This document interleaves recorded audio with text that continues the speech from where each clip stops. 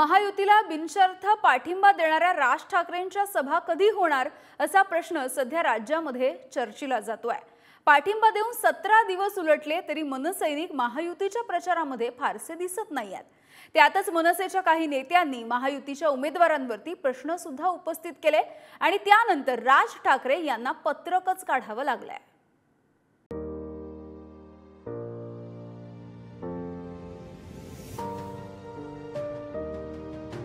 महाराष्ट्र नवनिर्माण सेना, भारतीय जनता पक्ष, शिवसेना आणि एनसीपी, परंतु फक्त नरेंद्र मोदींसाठी बिनशर्त पाठिंबा देत आहे।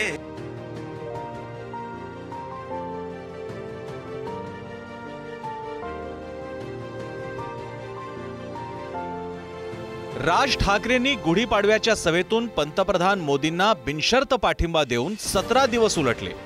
मात्र त्यानंतर ना राज ठाकरेंनी महायुतीच्या उमेदवारांसाठी जाहीर सभा घेतली आहे, ना महायुतीच्या प्रचारात मनसेचे पदाधिकारी आणि कार्यकर्ते हिरिरीनं काम करताना दिसतायत। त्यामुळे मनसेनं खरंच दिलसे महायुतीला पाठिंबा दिलाय का असा प्रश्न उपस्थित होतोय।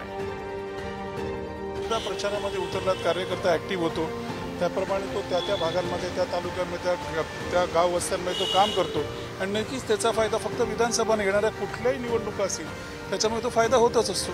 त्यामुळे लोकसभेच्या माध्यमातून आमचेही कार्यकर्ते अजून ऍक्टिव्ह झालेले, जे उत्तम काम करत होते आणि ते लोकसभेत फक्त पुरतं होणार नाही तर लोकसभेनंतर येणारी विधानसभा असेल, वेगवेगळ्या कॉर्पोरेशन असतील किंवा वेगवेगळ्या निवडणुका असतील, त्यामुळे तुम्हाला नक्कीच दिसेल की मनसेचा वाटा खूप मोठा असेल। सन्मान्य राजसाहेबांनी जे समन्वयक संपूर्ण महाराष्ट्रभर नेमले होते त्यांच्याकडनं आता पूर्ण आमच्या सगळ्यांचे दौरे झाले संपूर्ण महाराष्ट्रभर आणि त्यामुळे त्यांनी अहवाल आमच्याकडे मागितला होता, त्याच्यावरती संपूर्ण चर्चा झाली साधक बाधक आणि ते सगळं आता संपूर्ण आम्ही बाहेर आलेलो आहोत। बरं, खरं तर राज्यभरामध्ये आता खरं तर प्रचार जोरात सुरू आहे। दुसऱ्या टप्प्यातला आज मतदान सुरू आहे। सगळ्यांना उत्सुकता लागलेली आहे, सगळ्यांना वाट बघत आहेत की राज ठाकरे स्वतः कधी प्रचाराच्या मैदानात उतरणार आहेत। तर या संदर्भातली काही नाही, मागणी तर सगळ्यांकडनं आहे, पण तो निर्णय फक्त सन्मान्य राजसाहेब ठाकरेच घेणार आहेत आणि त्यांच्याकडनंच तुम्हाला कळू शकतं ते सभा घेणार आहेत, नाही घेणार आहेत किंवा घेतल्या तर कधी घेणार आहेत। एकीकडे मनसेकडून महायुतीच्या उमेदवारांच्या प्रचाराबाबत सावळा गोंधळ सुरू असतानाच दुसरीकडे मनसेच्या नेत्या शालिनी ठाकरे आणि वैभव खेडेकर यांची नाराजी देखील चव्हाट्यावर आली आहे। शालिनी ठाकरेंनी तर शिंदेच्या शिवसेनेचे नेते रवींद्र वायकर आणि काँग्रेसमधून हकालपट्टी करण्यात आलेल्या संजय निरुपमांवर जोरदार टीका केली आहे। मनसेला धनुष्यबाण चिन्हावर लढायला सांगणाऱ्यांवर दुसऱ्या पक्षातून उमेदवार आयात करण्याची नामुष्की उडवली आहे। लक्षात ठेवा, राज ठाकरे यांनी फक्त देशाला सक्षम नेतृत्व मिळावे यासाठी पंतप्रधान नरेंद्र मोदी यांना पाठिंबा दिलाय। मात्र इकडून तिकडून पालापाचोळ्यासारख्या उडत आलेला महाराष्ट्रद्रोही संजय निरुपम आणि भ्रष्टाचारी रवींद्र वायकर सारख्या उमेदवारांसाठी महाराष्ट्र सैनिकांचा पाठिंबा गृहीत धरू नये असा इशारा शालिनी ठाकरेंनी महायुतीला दिलाय। तर तिकडे कोकणात वैभव खेडेकरांनी देखील सुनील तटकरेंचा प्रचार करण्यास नकार दिला। कोकणात मनसेला संपवू पाहणाऱ्या तटकरेंचा प्रचार का करायचा असा सवाल वैभव खेडेकरांनी उपस्थित केला।